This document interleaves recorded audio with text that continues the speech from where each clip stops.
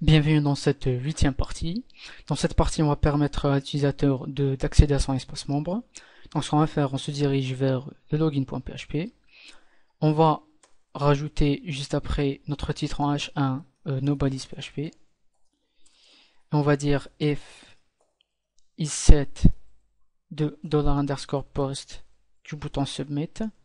C'est-à-dire si l'utilisateur clique sur se connecter, on va rajouter une autre condition, on va vérifier si le champ pseudo est vide, donc $_post du pseudo. Si c'est le cas, on va créer un tableau errors. Et on va dire à l'utilisateur veuillez saisir votre pseudo. Veuillez saisir votre pseudo. La même chose avec le password. Donc if empty du $_post password,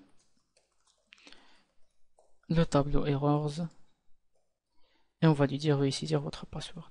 Veuillez saisir votre password. Ce qu'on va faire tout de suite, on va dire s'il y a une erreur, c'est-à-dire f différent d'empty de la variable errors. Si elle n'est pas vide, on va parcourir toutes les erreurs avec une boucle for each errors as error, et on va afficher les erreurs dans le div avec la classe error, tout simplement. Deux points de concaténation et notre variable. Parfait. Ici, on actualise, je clique sur se connecter et j'ai effectivement veuillez saisir votre password et veuillez saisir votre pseudo. Donc il y en a qui m'ont envoyé un message, ils m'ont dit que les messages d'erreur ne s'affichaient pas. Donc vérifiez à ce qu'il n'y ait pas d'espace ici dans la méthode. Donc s'il y a un espace, juste après le post par exemple, rien ne se passe. Ok? Donc on vire ça. On se dirige vers notre login.func.php. On va s'assurer que la combinaison pseudo-password existe dans la base de données. Donc on va dire la fonction qui va vérifier la combinaison pseudo-password. Donc on va dire function vérifier combinaison pseudo password, et comme paramètre on va mettre notre variable pseudo et notre variable password. Parfait.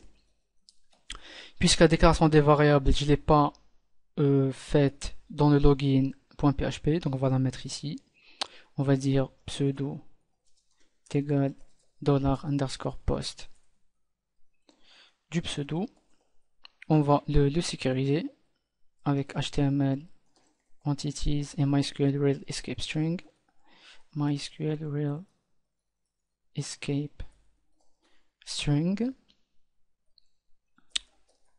Je copie tout ça et je le colle juste en dessous pour notre password. Donc password, la même chose, du password, et on va lui dire que notre password est crypté en SHA1. Parfait. On démarre la requête SQL, donc query est égal MySQL query. On va select pseudo password from la table utilisateur, ça, et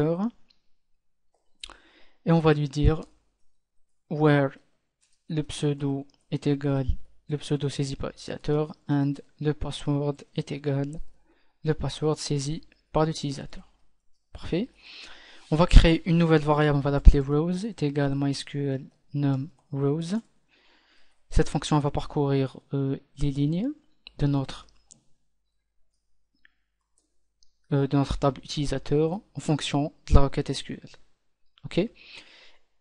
Cette fonction va renvoyer un 0 ou un 1. Donc on va dire directement return rows. Si je copie cette fonction, on se dirige vers le login.php. Ici, on va dire else s'il n'y a aucune erreur liée au champ, c'est-à-dire l'utilisateur a bel et bien saisi les deux champs. On va démarrer une autre condition ici. On va dire f est égal à 0. Si la fonction renvoie un 0, on va écho à l'utilisateur avec le div class error. Je ferme le div. On va lui dire pseudo ou password incorrect.